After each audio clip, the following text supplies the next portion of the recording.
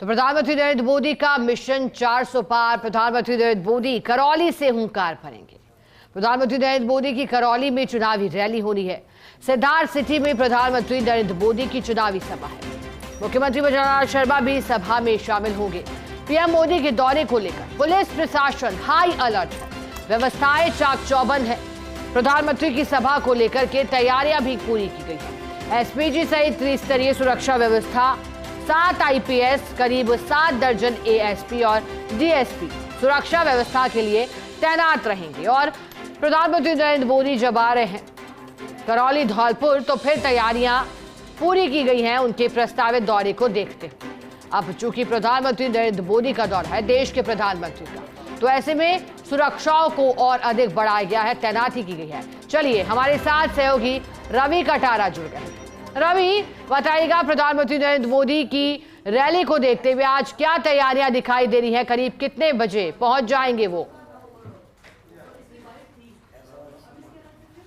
जीत के प्रति जो हमारा आत्मविश्वास है उसको रेखांकित करने वाली घटना है, क्योंकि विगत कुछ सप्ताहों से जैसे चुनाव घोषित हुआ, हमारा कार्यकर्ता जमीन पर बहुत अधिक सक्रिय होकर और यहाँ की जीत सुनिश्चित कर रहा है। यहाँ पर एक नई महिला हमारी उम्मीदवार है, मगर पुराने हमारे जो साथी थे डॉक्टर अजोरिया, वो भी काम में उतने ही मन से लगे हुए हैं। संगठन एकमुष्ट होकर हमारी जीत सुनिश्चित कर रहा है।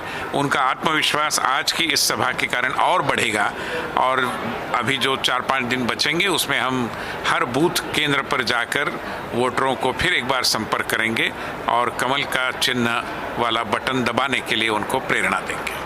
लगातार मोदी जी यहाँ राजस्थान दौरे पर आ रहे हैं। कल उनका दौसा में भी रोड शो है, आज करौली में एक बड़ी जनसभा है। जो नारा है 400 का पार, उसको लेकर सर क्या लगता है कि 400 बीजेपी छी पाएगी या उसको टच कर? देखिए, 400 पार का नारा एक लक्ष्य, एक हमारी आकांक्षा तो है ही है, मगर अभी इन दिनों जबकि मैं राजस्थान में हूँ, प्रभारी का दायित्व निभा रहा हूँ, तो हमारा तो एकमात्र लक्ष्य है कि राजस्थान में 100% भाजपा की हैट्रिक करना, जिसके बारे में माननीय प्रधानमंत्री ने भी 1-2 बैठकों में ऐलान किया था और उनका स्वप्न पूरा करने के लिए हम पूरी जी तोड़ मेहनत कर रहे हैं।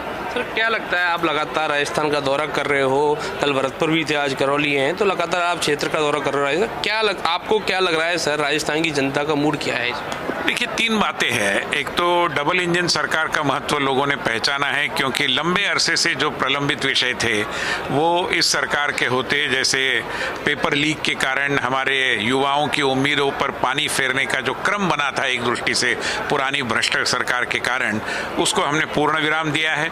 साथ ही साथ ईआरसीपी के कारण यहाँ पर विकास की गंगा एक दृष्टि से नए सिरे से अवतीर्ण होगी, जिसके कारण कई सारी संभावनाएं खुल जाएगी।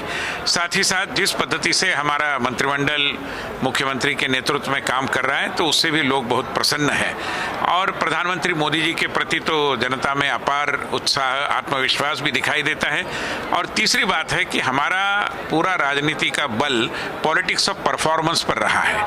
हम जो कहते हैं वो हम करते हैं, और देश में एक भी राजनीतिक दल ऐसा नहीं है हमें छोड़कर कि जो परफॉर्मेंस के आधार पर वोटों के लिए मतदाता को प्रार्थना करता है, अनुरोध करता है।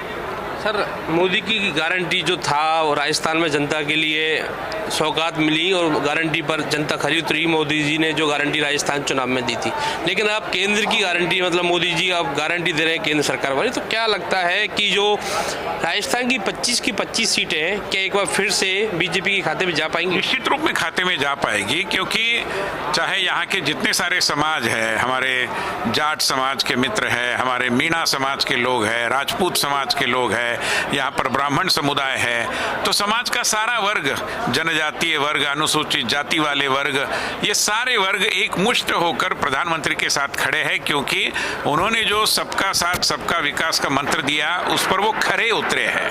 अन्य लोगों की तरह जिन्होंने गरीबी हटाओ का नारा दिया था वो स्वयं हट गए, मगर गरीबी तो हटी नहीं। ऐसा हमारे साथ नहीं होता। हम जो नारे देते हैं उसके ऊपर हम कायम रहते हैं, उस पर जमीन पर उतारते। इसके कारण प्रधानमंत्री जी के प्रति लोगों में